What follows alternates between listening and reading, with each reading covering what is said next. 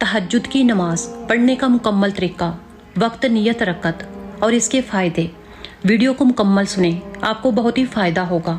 हमारे नबी करीम सल्लल्लाहु अलैहि वसल्लम ने इरशाद फरमाया कि फ़र्ज़ नमाज़ों के बाद यानी कि जो 5 वक्त की नमाजें हैं, फजर, ज़ोहर, असर, मगरिब और इशा, इन नमाज़ों के बाद जो सबसे अफजल नमाज है वो नमाज तहज्जुद है।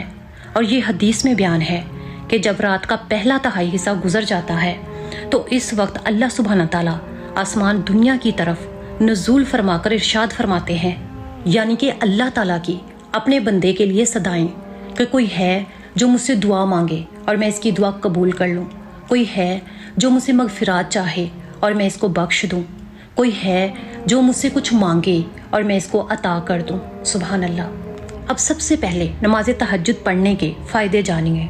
अगर कोई शख्स परेशानी, तकलीफ़ या किसी गम में मुब्तला है या किसी बीमारी में मुब्तला है या किसी का अच्छा रिश्ता नहीं हो रहा या होता है और टूट जाता है या कोई बेरोज़गार है, किसी के पास जॉब नहीं है, तो ये सारे मसले नमाज तहज्जुद बाकायदगी से अदा करते रहने से ये सारे मसले अल्लाह ताला के हुक्म से हल हो जाते हैं।